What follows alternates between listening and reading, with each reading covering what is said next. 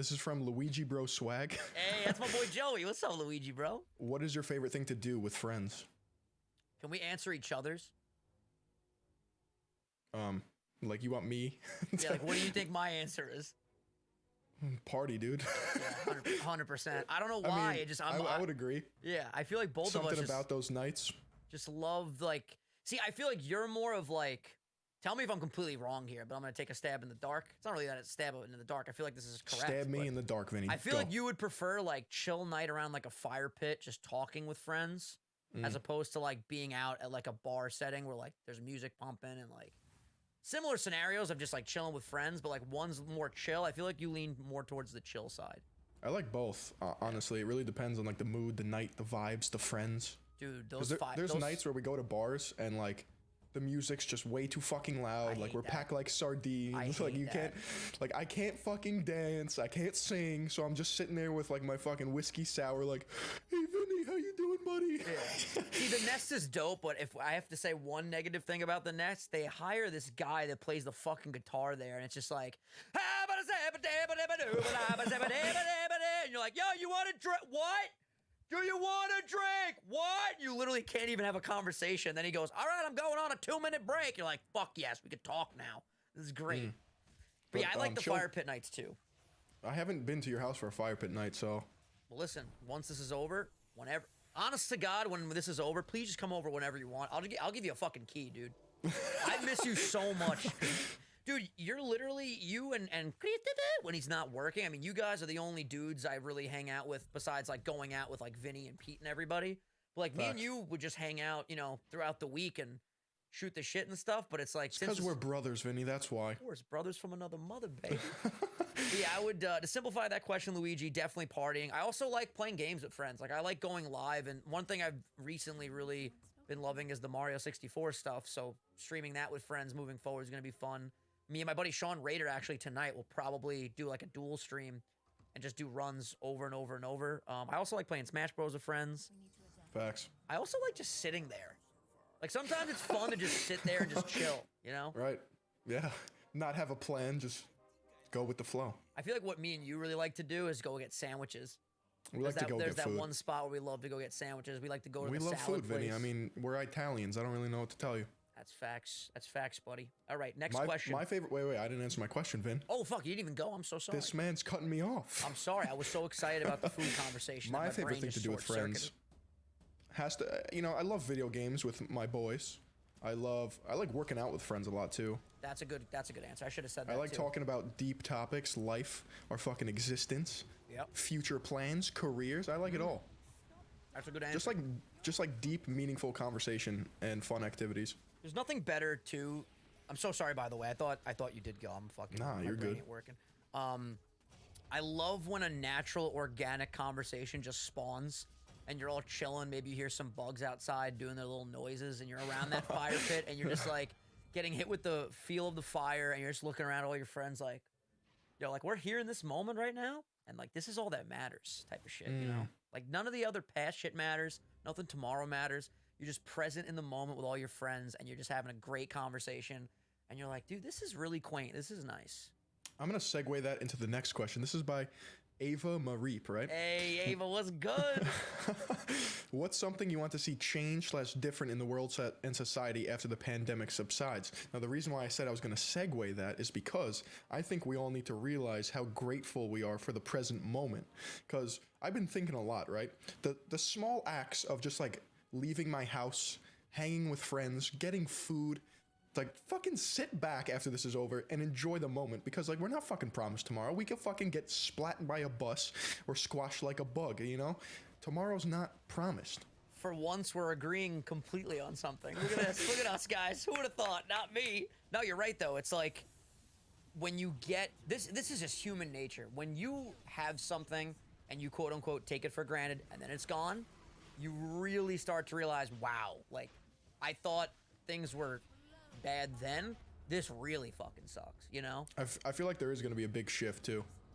I think there will be. I think there will be a big shift just from people... I think there's a lot of things to keep in mind, too, about just, like, business in general. Like, if you want to look at society from just all these different avenues, it's like people are realizing now while they're home that they can work from home. a lot of fields, and like that'll save a lot of businesses money because they won't need as much office space and shit like that. And it's going to be interesting to see like the shift of where like businesses and certain things go as opposed to how they were before this. It's also, I feel like, going to make just more people hyper aware to actually have good hygiene, because I feel like there are so many people still that will go into like a public bathroom and not wash their hands. It's so fucking disgusting. It's like, it takes 5 fucking seconds, dude. Just put soap on your hand, fucking clean. Takes 22 seconds, Vin. Well, yeah, you gotta be good. But I'm just saying, like, what are you doing? I saw a guy right before we went on lockdown. I forgot where I was, or the quarantine or whatever. And this guy just straight up, like, was in a bathroom stall, walked out, and just left. Oh, it was when I was in Boston at the fucking convention. This guy straight up took a shit and then just left, and then went to a convention with fucking 2,000 people. It's like, that's disgusting. You stupid fuck. You know stupid fuck. And listen, if there's anyone in our audience that doesn't wash your fucking hands, what the fuck are you doing? It like we said, just sing happy birthday and you're fucking golden, dude. I like that. Yeah, but I agree. I think we are going to notice a lot of shifts in things. And I do think people will be more grateful for just being able to live life and go to restaurants and bars and meet people. That's another crazy thing, too. Nobody's meeting anybody new right now. Facts. You know what we're also going to realize? What's that?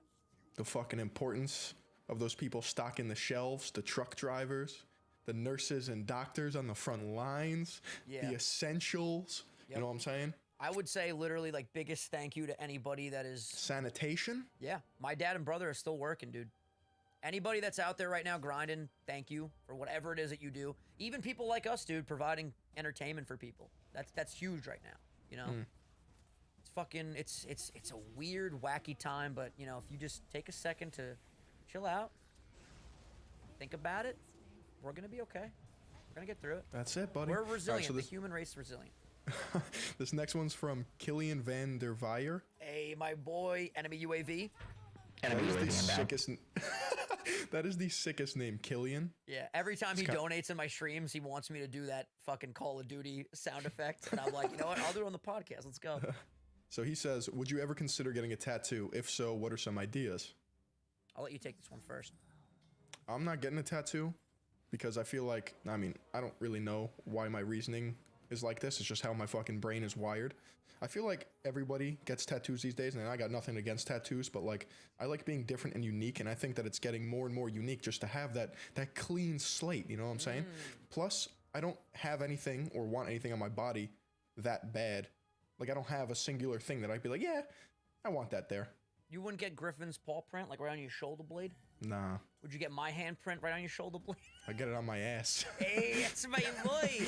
See, okay, back to the disagreeing. I would say I want one at some point. I completely understand where you're coming from, though. Like, that's a cool way to think about it, how, like, it's becoming more normalized to have the tattoos. So, like, you want to be standing out and not get them. I really just want something for, like, the things I'm really big fans of. Like, I would love to get, we've talked about this, an Eminem tattoo, like the backwards E, I would love to get at one point, just because it's so much more than just enjoying his music. Like, he has helped me through so much shit that I've gone through in my life. Like, that outlet for me to listen to his music is just huge, and I will always appreciate that. I would love to get something Nintendo related, because again, just growing up, going through childhood, like Nintendo was everything to me, still is so important in my life. Would love to get maybe like a Super Mario star tattoo, or like a Pokemon, something like that. Just things that matter to me that would be cool to like represent with a piece of art, I think would be really cool. There's also a side of me though that I'm like, yo, if I just get tatted to the gills, like with some sick art, it might be pretty cool. Dude, imagine you with a sleeve. Like you walk into the nest with your long trench coat and you take that off and you just have a fucking sleeve. The sleeve is a cool fucking look. It's a look if it's done right. That's facts. That's facts. But yeah, if I ever do get one, I will definitely let you guys know, and we'll probably film the whole thing, make a little video out of it. That'd be pretty fucking lean and clean. Plus, I like the way my body looks, the way it is. So like, I don't know if I would be happy. You know, it is permanent. If I look at that shit and I don't like it, I'm like, fuck. That's one thing that I talked about with myself. I was like, yo, you got bad OCD. What if like something on the art is crooked and then Phil, is this okay? You think it's okay? You think this is all right? Is this fine?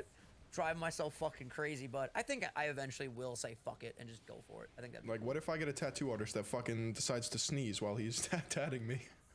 That could definitely be a problem. I also probably, I'm such a bitch, man. The pain for me will probably be like catastrophically intense. I don't know if I'll be able to handle it. I've heard that it's like the worst on muscle and bone. Yeah.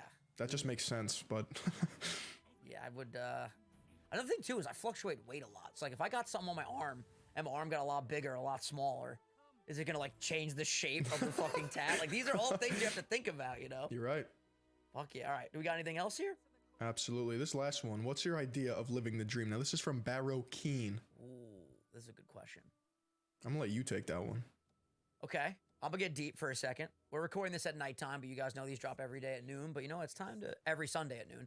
It's time to get a little deep here. I would say living the dream is, it's such like a cliche answer, I feel like, but I really do believe it. It's just like finding that true purpose in your life and happiness.